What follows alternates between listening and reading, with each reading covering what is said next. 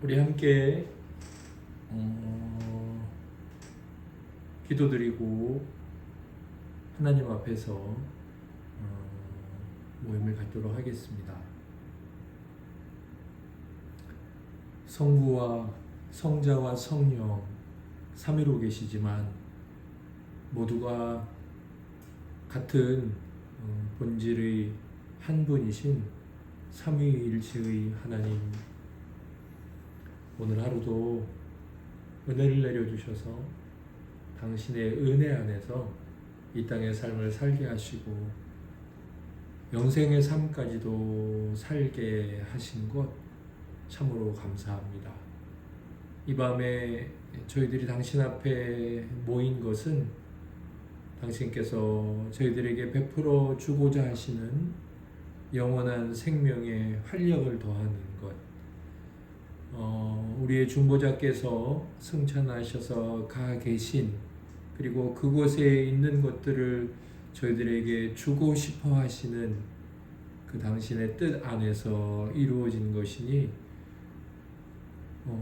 당신의 뜻이 온전히 이루어지고 저희들을 위한 선한 목적이 그대로 잘 이루어지는 시간이 되게 하옵소서. 당분간 당신께서는 저희들에게 기도를 가르치시려 작정하시고 당신의 좋은 종의 글과 삶을 통해 무엇보다 당신의 어떤 분인지 드러난 계시를 통해 저희들을 일깨우시고 그렇게 기도의 자리에 잘 서 있게 하려고 하셨는데 오늘도 저희들에게 기도를 가르쳐 주시옵소서. 오늘도 저희들 무릎이 꿇는 일에 익숙해지게 하옵소서. 오늘도 골방에 들어가는 결단이 다시 새로워지게 하옵소서. 오늘 당신 앞에 모인 이 일로 인하여 저희들이 두 손을 모으고 당신을 마주 대하는 일이 조금 더 사모하는 일이 되게 해 주시옵소서. 우리를 구원하신 예수님 이름으로 감사하며 기도드립니다. 아멘.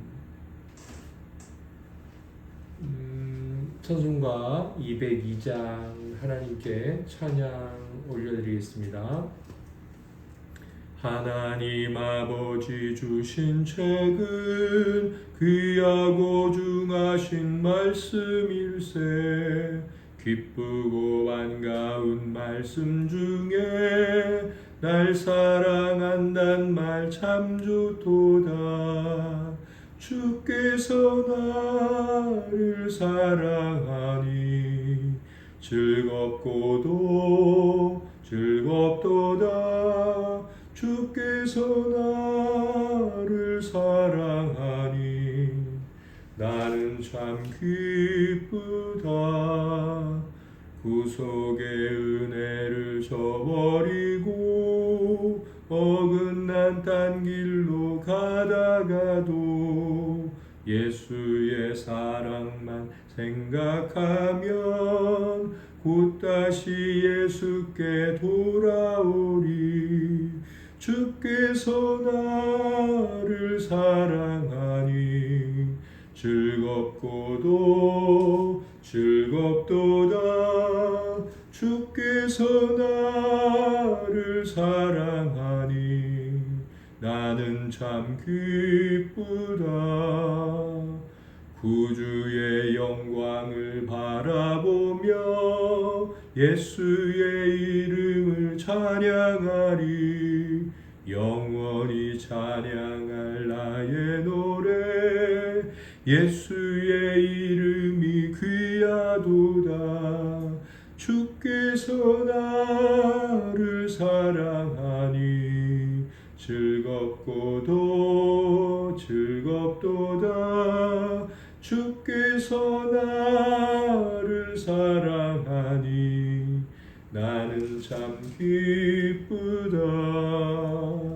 주 예수 날 사랑하시오니 나 또한 예수를 사랑하네.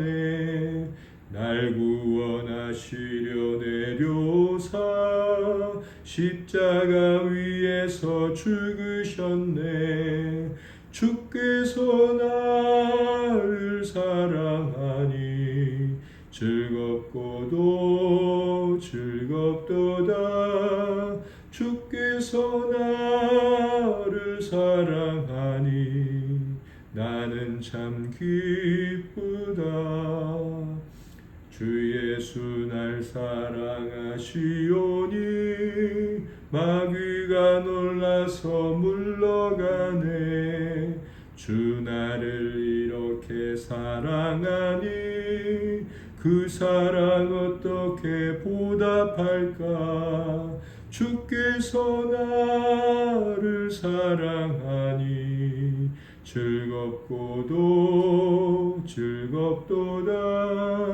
주께서 나를 사랑하니 나는 참 기쁘다.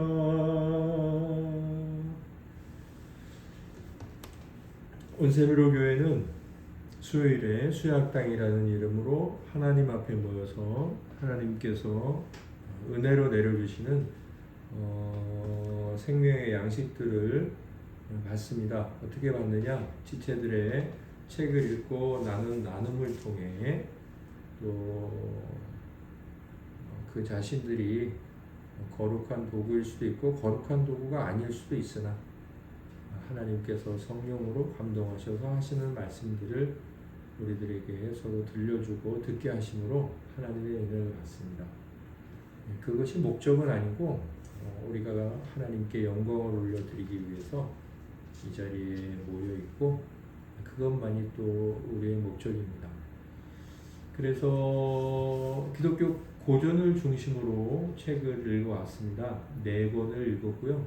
5번째 책은 고전이라고 하기에는 최근의 책이죠. 앤드류 머레이 목사님의 그리스도의 기도학교, 그래서 그분의 기도로운 전집입니다. 오늘 읽을 분량은 제6장 하나님의 무한한 부성애입니다. 그러면 먼저 지체들께서 읽고 받으신 은혜들을 나누겠습니다. 그게 1교시죠. 우리 김남희 사모님부터 나눠주시겠습니다.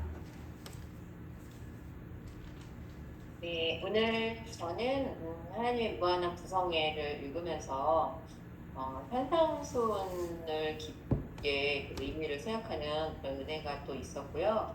근데 이제 읽으면서 들었던 게 이러이러하면 하나님의 아들이라 일컬음을 받을 것이다. 이제 그 말씀으로 인해서 이렇게 읽다 보니까 그렇구나라고 생각했는데 읽다 보니까 그러면 내가 이렇게 하지 않으면 하나님의 아들이 아닌가? 하나님의 자녀가 아닌가?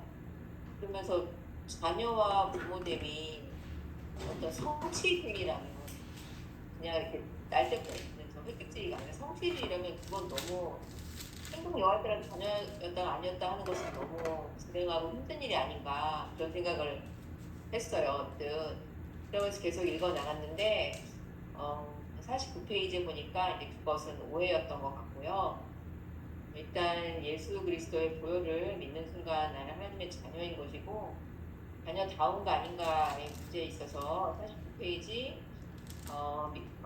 그 밑에서 아니면 두 번째 단락 중간 부분 보니까 아이는 약입니다. 아이들은 나이와 재능이 서로 많이 다릅니다. 그러나 주님께서는 율법의 완전한 성취를 요구하시지 않고 한 어린아이처럼 순종과 진리 안에서 전심을 하나님께 복종하기만을 바랍니다. 하나님은 온 마음을 요구하십니다. 그리고 또 그 밑에 줄에 그 자녀가 정직하고 일관되게 자녀를 하고자 하는 것을 보면 그 기도를 당신의 자녀의 기도를 생각하십니다. 그리고 제가 줄을 읽었던 부분은 누구든지 단순하고 정직하게 산상수훈을 공부하고 그것을 자신의 지침으로 삼기 시작한다면 그 사람은 자신의 약점과 실패에도 불구하고 기도에 대한 약속의 이행을 점점 더 자유롭게 주장하게 될 것입니다. 아버지와 자녀의 관계에서 그는 자신의 탄원을 들어주시리라는 보장을 갖고 있는 것입니다. 네, 이 부분에서 자녀됨 그리고 하나님의 아버지 되심에 대한 어떤 저의 오해가 풀렸고 아버지는 정말 이런 관계 안에서 우리에게 모든 것을 주기를 원하시는 무한하시는 사랑을 보고 계시는 분이구나라고 뒷부분을 은혜로 잘 읽었습니다. 네, 영원히 받아주세요.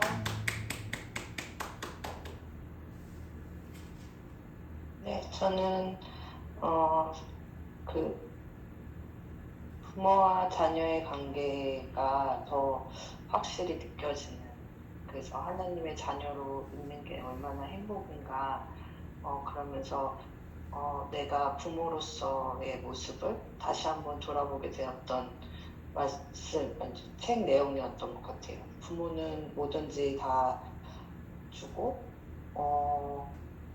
구하면 구하는 대로 베풀어주시는 그 부모의 모습이 나에게는 있나? 라는 것을 한번 돌이켜보게 됐었고, 그리고 그 48페이지에서 중간 부분에 무엇이 참된 자녀의 표지입니까? 스스로 아버지의 집을 떠나고 아버지의 임재와 사랑과 순종을 전혀 즐거워하지 않으면서 여전히 자기가 바라는 것을 구하고 얻는 것으로 기대하는 자녀는 틀림없이 낙담할 것입니다. 반대로 아버지의 사랑과 뜻이 자기의 인생의 기쁨이 되는 자녀는 자기의 원하는 바를 들어주는 것이 아버지의 기쁨이라는 사실을 발견할 것입니다.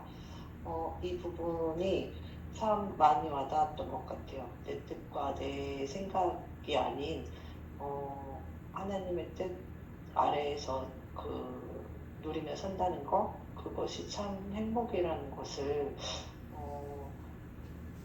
가끔 모르고 지나치고 외면할 때가 좀 있잖아요. 내 생활에서 내가 하고 싶은 대로 하고 싶을 때 그럴 때가 있는데 그것들이 얼마나 잘못된 생각이고 하나님 곁에 있어서 그것이 얼마나 큰 행복인지를 책을 통해서 더 확실하게 느꼈던 것 같습니다. 그래서 오늘 받아주세요.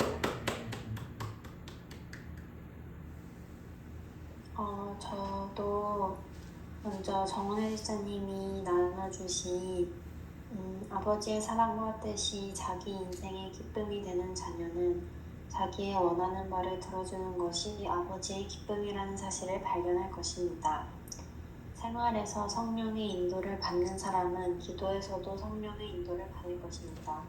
이 부분이 되게 기억에 남았고, 그리고 그 뒤부터 어린아이처럼 구하는 것에 대한 내용이 쭉 나오잖아요.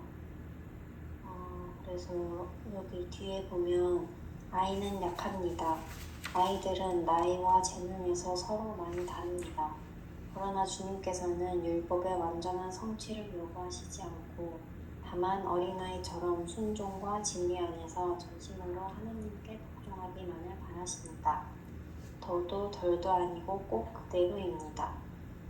이 부분이 되게 기억에 남았던 것 같아요. 하나님께서 지금 내게 원하시는 것은 온 마음을 다해 하나님을 믿고 의지하는 것 뿐이겠구나, 그런 생각이 들었던 것 같습니다.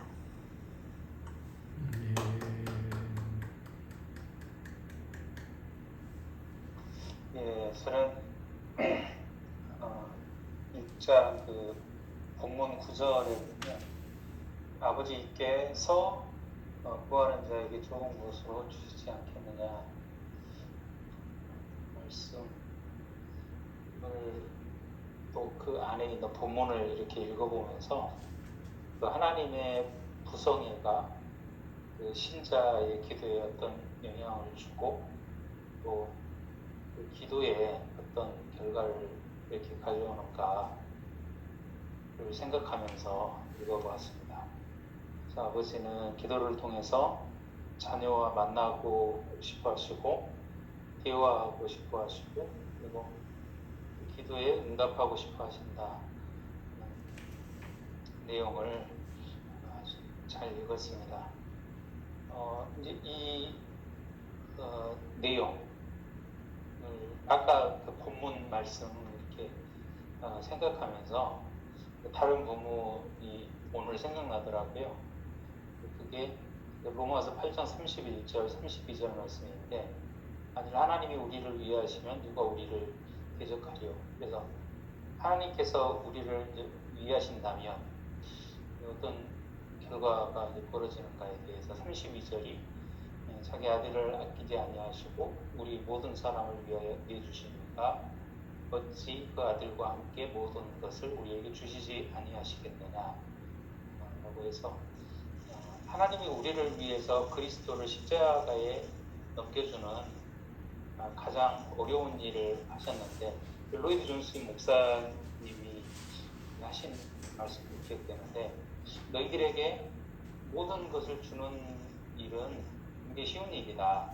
그래서 어찌하여 너희들에게 모든 것을 주시지 않겠느냐 이러한 말씀으로 읽었습니다. 여기 이제 모든 것이라는 말이 다른 성경 본문에서 이제 그 만물로 되어 있더라고요. 그래서 고린도 교인들한테 바울이 이제 편지하면서 나는 바울에게 속했고 아볼로에게 속했고 케바에게 속했다고 너희들이 그러는데 그런 사람들을 자랑하지 마라. 그러면서 고린도전서 3장 21절 말씀에 만물이 다 너희 것임이라 이런 말씀에서도 이제 만물 모든 것을 이제 만물이라는 말로 바꾸었었는데 좀 뭐라 그럴까 좀 평소에 좀 하나님을 약간 좀 뭐라 그럴까요 좀 인색하신 분으로 조금은 그래도 생각한 것 같다라는 생각이 들어요. 그래서 뭔가에 안 주려고 꼭 이렇게 두 손으로 붙들어 놓고 손을 안 펴시는 그 정도로 인색하신 분으로는 생각은 안 했지만 네가 여기까지 성숙해야 줄게. 네가 여기까지 오기를 바라거든. 그래서 그 전까지는 내가 아껴뒀다가 이렇게 줄게. 이런 생각이 최근에 약간 좀 마음속에 저도 모르게 좀 생기는 것 같은 좀 생기지 않았는가 하는 그런 마음이 들었는데 그것이 아니라 하나님께서는 지금도 주고 계시고 기도를 통해서 응답해 주시고 모든 것을 다 응답해 주시지 않으셨지만은 이제 주고 계시고 또 앞으로도 그렇게 또 하실 경우도 있지만 기다렸다가 주실 경우도 계시지만 늘 주시고자 준비 태세를 또 한두 가지 것이 아니라 모든 것을 다 주시고자 하시는 그런 하나님으로 기본적으로 그런 하나님으로 알고 후히 주시려고 기다리시는 기도의 자리로 달려가는 것을 즐겨하는 제가 되기를 바랍니다.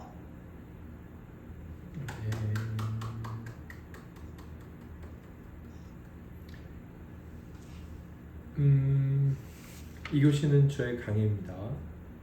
오늘 지체들에게 전할 제 강의 제목은 완전한 성취가 아니라 완전한 순종을 목표로 하는 것이다 입니다.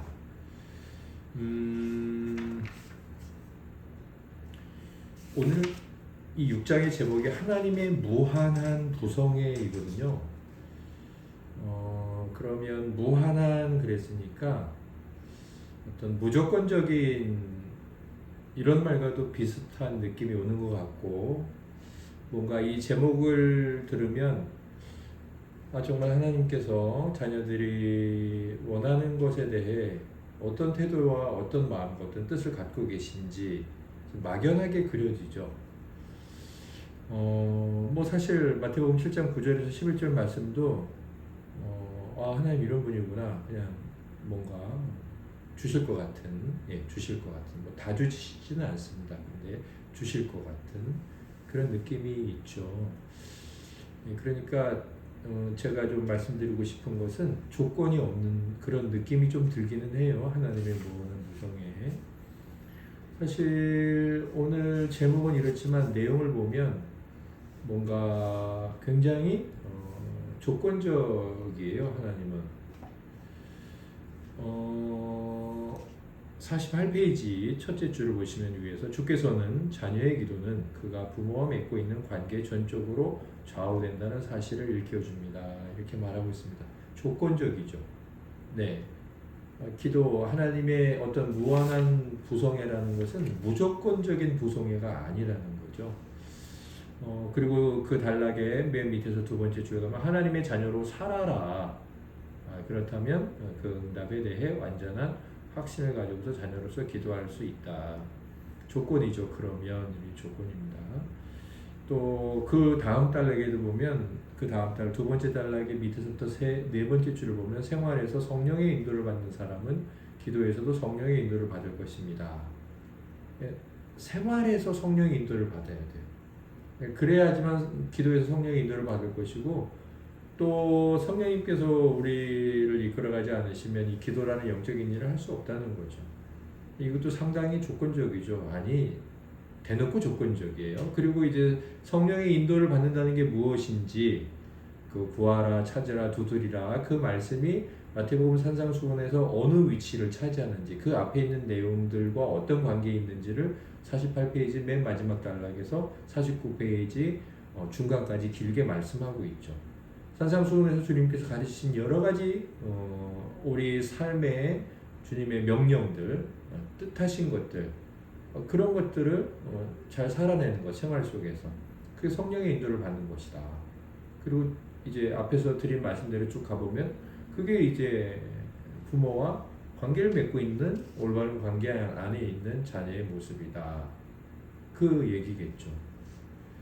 그러니까 사실은 무한한 부성이라고 되어 있어서 하나님에 대한 뭐 어떻게 살아도 주 앞에 나가서 기도만 드리면 돼 이런 느낌이 드는 제목이긴 하나 사실은 그렇지 않아요. 네. 그런데 이 머레이 목사님께서도 그걸 의도하셨죠. 그래서 49페이지에 뭐라고 그 다음에 나오니까 이 교훈을 들으니까 낙심이 되냐. 예. 낙심이 되죠. 우리가 성령의 인도함을 받고 있느냐, 우리가 하나님과 좋은 관계를 맺고 있느냐, 그때 우리가 정말 자신 있게 하나님 앞에서 네라고 대답할 수 있는가, 이런 여러 가지 고민들이나 또 하나님의 무조건적인 사랑에 대한 불안이나 의심까지도 든단 말이죠. 네. 하나님은 그냥 무턱대고 사랑해 주셔야 될 것 같은 느낌인데 하나님께서 무한한 부성애를 가지고 계시나 그 무한한 부성애와 서로 조건적인 관계 안에 있다는 거예요. 누가 우리를 무한한 사랑으로 사랑해 줄까요? 부모가. 우리를 무한한 사랑으로 모든 어른들이 사랑해 주지 않죠. 이 무한하다와 부성의 사랑이라는 건, 부모의 사랑이라는 건 무조건적인 것 같지만 그 관계 안에 있는 조건에서 무조건적인 것이죠. 그래서 사실은 우리가 오늘 여기 앞에 나온 이 말씀이 없이는 이 다음 과정으로 넘어가거나 하나님 앞에 기도를 드리는 일에 사실은 어려워해야 돼요. 예, 그리고 우리는 그 앞에 있는 일을 먼저 해야 된다는 거죠. 왜냐하면 48페이지 있는 내용을 보니까 응답이 있으려면 뭐가 있어야 되느냐? 기도가 있어야 된다. 그러면 응답 있는 기도를 드리려면 그 앞에 뭐가 있어야 되느냐? 관계가 있어야 된다. 그걸 먼저 말하거든요. 결국 우리 안에서 하나님 앞에서의 여기서 말하고 있는 하나님 자녀로서의 삶, 생활에서 성령의 인도를 받는 삶, 이 삶이 없이는 응답받는 기도가 없다는 거죠. 목사님이 이제 뒤에 가셔서 이렇게 말씀하시기도 하시죠. 50페이지 중간에 보면 구할 것이 있을 때 아버지의 사랑을 알기만 하는 자녀는 실망하게 될 것입니다. 우리 많이 괴로워하잖아요. 얻고 싶어서 찾고 싶어서 하나님 앞을 찾게 되고 또 그러면서도 뭔가 송구하게 생각하고 그러면서도 또 구하기도 하고 네. 그러나 하나님께서 언제나 모든 일에 아버지가 되시도록 하는 사람, 곧 아버지의 임재와 사랑 안에서 모든 삶을 영위하는 사람, 즉 하나님께서 지극히 큰 사랑으로 아버지의 역할을 하시도록 하는 사람, 이제 그는 무한한 부성애를 신뢰하고 기도에 대한 계속적인 응답을 확신하는 생활을 영광스럽게 경험할 것입니다. 여기서 이제 앞에 있는 내용이 다 정리가 돼요. 그래서 사실 하나님이 우리를 사랑하느냐, 하나님의 사랑은 무한하느냐, 그걸 따질 일이 아니에요. 그것은 이미 선언되고 선포된 계시죠. 그건 우리 몫이 아닌 거예요. 그리고 그건 바뀌지 않아요.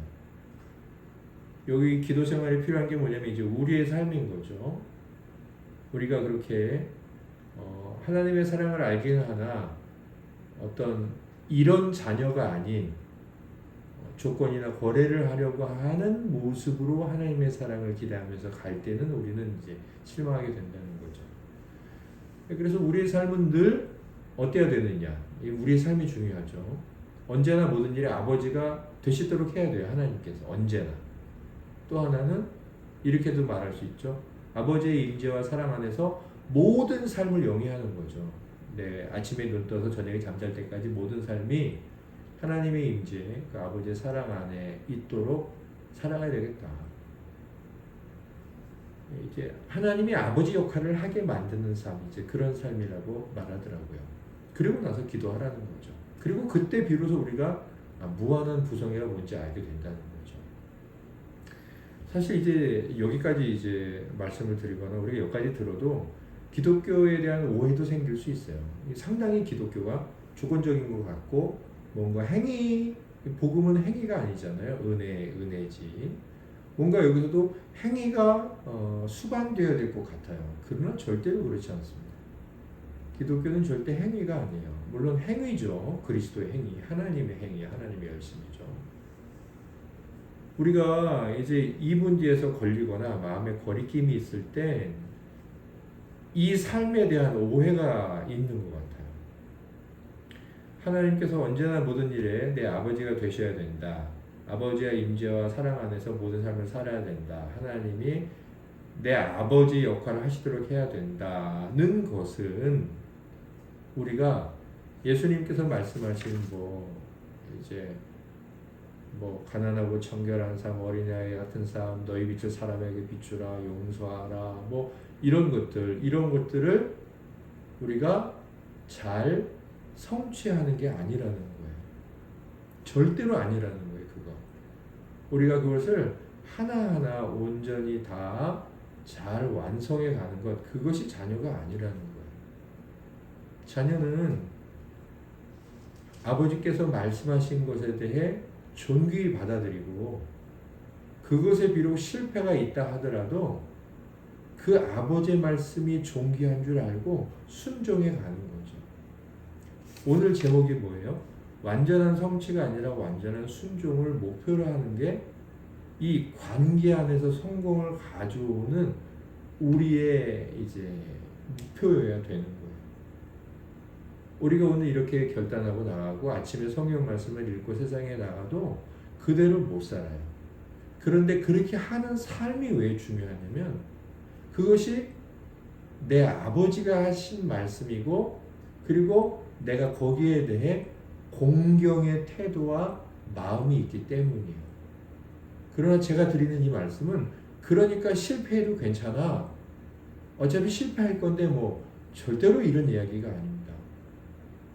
그리고 우리는 점점 더 아버지를 공경하고 또 아버지 말씀에 순종하고 그러다 보면 그것이 우리에게 기쁨이 되고 자랑이 되고 명예가 되고 정말 어린아이는 모르는 큰 성인이 되었을 때 부모님을 너무 사랑하고 공경하고 부모님의 말씀을 듣지 않았던 시간들을 가슴 아파하면서 후회하고 눈물 흘리면서 더 말 잘 들을 걸 하는 그런 신앙의 성숙이 반드시 있다는 거예요. 육신도 그렇게 성숙하는데 한 50년 지나고 나니까 육신이 그렇게 성숙하더라고요. 그런데 우리 영혼이 안 성숙할까요? 물론 그런 마음이 있을 때조차도 연약함이 있어요. 그래서 우리가 아버지와 좋은 관계를 갖는다는 것은 아버지께서 우리에게 말씀하시고 명령하신 것들을 하나하나 잘 성취해 가서 내가 이만큼 잘했으니까 오늘 기도드릴 수 있어. 이게 절대로 아니고 아버지께서 말씀하신 것들을 하루하루 오늘 또 무슨 말씀을 하실까? 그 태도, 그게 이제 순종의 시작 아닐까요? 그 종귀 여기는 태도, 하나님 앞에 예배드리러 나올 때 어떤 마음으로 나오나, 그게 이제 순종의 시작이겠죠. 교회를 생각하고 공동체를 생각할 때 갖고 있는 마음의 태도, 네, 그게 이제 순종의 시작이죠. 거기서부터 비롯되는 모든 것, 뭐가 포함이 돼요? 당연히 실패가 포함이 되죠. 행위적으로 봤을 땐 불순종한 것. 그러나 아버지께서는 우리와의 관계에서 그걸 어떻게 인정해 주신다고요? 좋은 관계로 인정해 주신다는 거죠. 하나님께서 늘 말씀하시는 게 뭐냐면 구약에서 너희가 귀가 막히고 눈이 멀었다. 하나님이 그리고 나서 너희들이 뭐 어떻게 산다 이렇게 말씀하셨죠. 하나님의 그 바라보시는 관점에서 이 백성들의 문제는 하나님을 무시한다는 거죠. 그리고 그들이 하나님이 명령한 것들에 대해 마음 없이 순종하는 거예요. 11조도 바치고 뭐도 하고. 근데 하나님께서 그것에 대해서 전혀 기뻐하시지 않죠. 오히려 진노하시죠. 우리가 하나님을 존귀히 여기고 그분이 나의 아버지야. 그리고 그분이 아버지로서 내 삶의 아버지의 역할, 아버지의 입장, 아버지의 명령 하시고 싶은 건 마음껏 하시도록 내가 오늘 살아가 봐야 되겠다. 그리고 살아가는 거죠. 그게 뭐예요? 성령에 이끌리는 삶이죠. 그게 하나님의 자녀로 살아가는 거죠. 그래서 어떻게 해요? 하나님께서 이 49페이지 밑에서 보시면 이렇게 되어 있어요. 밑에서 5째 줄. 누구든지 단순하고 정직하게 산상수훈을 공부하고 그것을 자신의 지침으로 삼기 시작한다면 그 사람은 자신의 약점과 실패에도 불구하고 기도에 대한 약속의 이행을 점점 더 자유롭게 주장하게 될 것입니다. 자유롭게 하나님 앞에 주장한대요. 뭐에도 불구하고 자기의 약점과 실패에도 불구하고. 뒤로 넘어가 보면요. 이 주여 우리에게 기도를 가르쳐 주옵소서라고 이번 주 이제 기도문 그 페이지의 맨 윗줄 보세요. 이제 하나님께서 이제 우리를 향해서 이 50페이지 그 전 페이지 밑에 줄부터 보시면 이렇게 되어 있어요. 아버지가 약하거나 병든 자녀의 말에 귀 기울일 때 갖는 동정심이나 더듬거리는 자녀의 말을 들을 때 갖는 기쁨, 철없는 아이를 받아주는 너그러운 인내심을 생각해 보십시오. 형제자매님들께서 이 마지막 이 말씀을 온전히 이해하시려면 우리의 목표가 성취가 되면 안 돼요. 성취한 사람이 왜 약하거나 병든 자녀입니까? 하나님의 율법을 성취한 사람에게 무슨 동정심을 베풀 필요가 있습니까? 하나님의 말씀을 율법을 성취한 사람이 왜 더듬거려요? 하나님의 말씀 율법을 다 성취했는데 왜 그 사람이 철없는 아이예요? 아니에요. 하나님의 율법에 순종하는데 아까 앞에 나왔던 것처럼 약점과 실패가 있어요. 그래서 하나님이 어떻게 보시는 거예요? 아이고 저 녀석 약하네 여전히. 아이고 제가 병들었네. 그런데 어떻게 하시죠? 여전히 귀 기울이시죠. 무엇을 가지고? 불쌍히 여기는 동정심을 가지고. 또 자녀가 더듬거려요. 왜 더듬거려요? 죄송하잖아요. 할 말이 없잖아요. 하루를 살았는데 하나님 앞에 내놓을 성취가 없어. 순종은 하고 싶었는데. 근데 그때 아버지께서 어떻게 하신다고요? 기뻐하시죠. 우리의 뭘 보고? 성취가 아닌 순종을 보고. 철없는 아이죠. 우리는. 우리 철 이제 죽어야지 들잖아요. 철은 죽을 때 듭니다. 그러면 그 죽을 때까지 하나님께서 갖고 계신 저를 향한 태도가 뭐냐면 인내심이에요. 너그러운 인내심. 제가 잘하는데 인내가 왜 필요해요? 하나님이. 여전히 제가 성취하지 못하나 순종하고자 하는 마음이 있다는 거죠. 우리가 오늘 이 내용을 보면서 절대로 하나님께 간구하면 다 들어주셔. 아니 세상에 악한 아버지도 이거 달라면 이거 주는데 왜 그러세요? 그렇게 절대로 말하면 안 돼요. 무한한 부성애는 무조건적인 부성애가 아닙니다. 그건 자식에게 주는 부성애예요. 말 그대로 부성애죠. 그래서 무한한 부성애를 생각할 때 우리는 1차적으로 관계, 내가 하나님 앞에 자식인가를 생각하는 거예요. 내가 자식인가. 그러면서 성령이 이끌리는 삶인가를 생각해야 되겠죠. 그게 자식이니까. 성령으로 우리는 태어났잖아요. 그럼 성령이 이끌리는 삶은 뭐예요? 아버지의 뜻이 있잖아요. 그리스도 안에서 나타난 그 아버지의 뜻, 그것들에 순종해야 되겠다. 결단하고 힘써 순종하는 거죠. 네. 그때 아버지께서는 네, 우리들에게 그렇게 인내하시고 동정심을 보이시고 점점 더 우리는 어때요?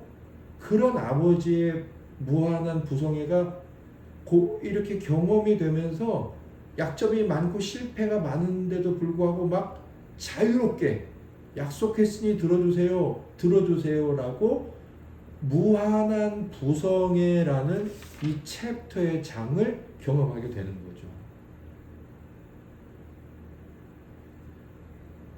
저는 비록 성취하지 못해도 순종하는 사람은 아버지의 사랑을 점점 확신할 것이라고 믿습니다.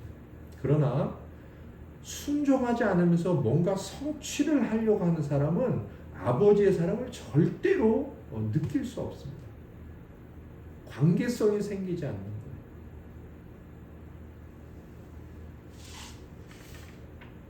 우리가 이제 오늘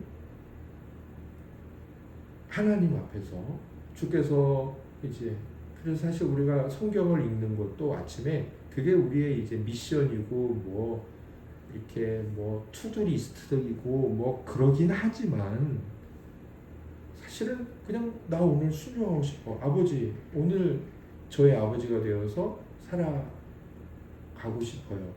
그 순종의 고백인 거죠. 그리고 살아가는 거죠. 살 동안 까먹잖아요. 회사 가면 다 까먹어요. 오늘 뭐 읽었는지. 저녁 때 되면 하나도 생각 안 나요. 그런데 하나님께서 그것을 기뻐하신다는 거죠.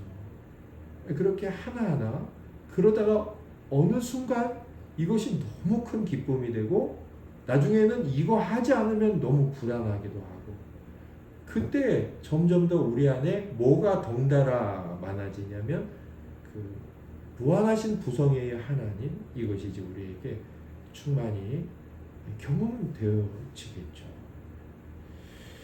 네, 오늘 여기까지 제 강의를 나누고 다음 주에는 제 7장 53페이지서부터 58페이지까지 나누도록 하겠습니다.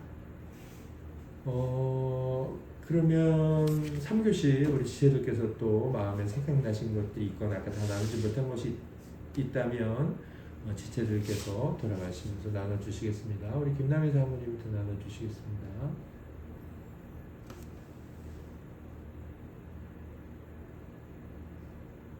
무한하신 부성애가 약속되어 있지만 그것이 무조건적인 사랑이라는 것이 아니라 하나님과의 자녀라는 관계 안에 있을 때 받을 수 있는 것, 받아들이는 것, 그것을 기억을 해야 될 것 같고요. 그리고 또 그 순전한 마음으로 하나님 말씀대로 살고자 하는 것, 그런 이제 개념으로 현상소원에 대해서 또 좀 집중하고 다시 생각해보는 그런 은혜도 좀 필요하겠다라는 생각도 좀 들었습니다. 말씀 받아주세요.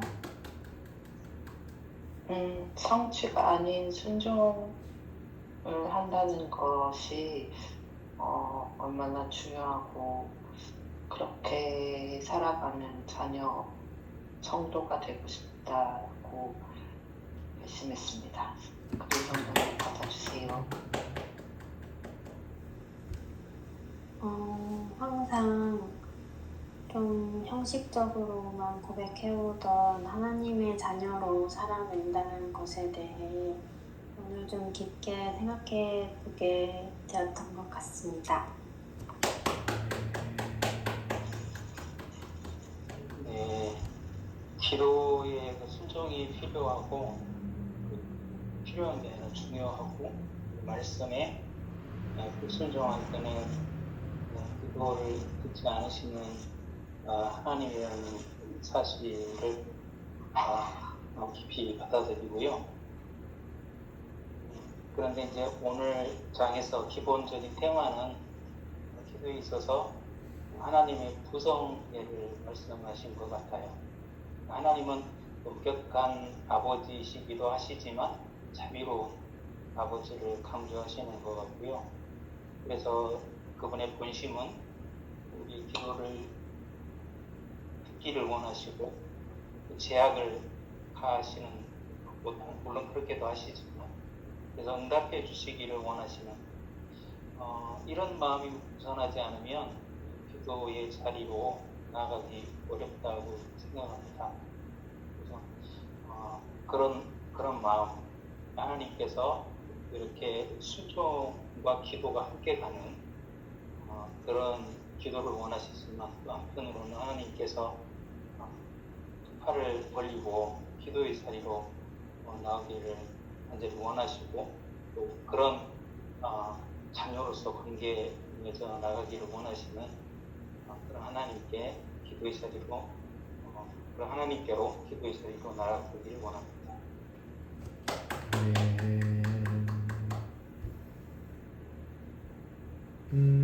정은혜 집사님 지난주에 기도 드렸나요? 네. 그러면 오늘 정은혜 성도님 기도 드리고 우리 모임을 마치도록 하겠습니다.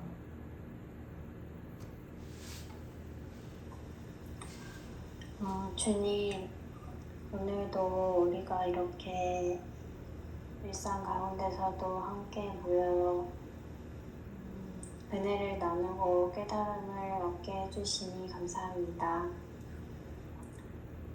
우리가 살아가면서 성취하지 못하고 무너졌을 때에도 우리를 여전히 기다리시고 인내하시는 아버지 하나님을 우리가 늘 기억하게 해주시고 또 그런 하나님과 하나님의 말씀을 늘 존귀히 여기며 순종하기 위해 애쓰는 삶을 살아가게 해주세요. 또한 더운 날씨에도 성도님들의 건강을 지켜주세요. 예수님의 이름으로 기도드렸습니다. 아멘. 아멘. 하늘에 계신 우리 아버지, 아버지의 이름을 거룩하게 하시며 아버지의 나라가 오게 하시며 아버지의 뜻이 하늘에서와 같이 땅에서도 이루어지게 하소서. 오늘 우리에게 일용할 양식을 주시고 우리가 우리에게 잘못한 사람을 용서하여 준 것 같이 우리 죄를 용서하여 주시고 우리를 시험에 빠지지 않게 하시고 악에서 구하소서. 나라와 권능과 영광이 영원히 아버지의 것입니다. 아멘. 아멘. 할렐루야.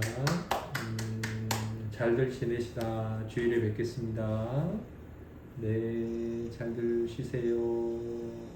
안녕히 건강 주무세요. 되세요. 네.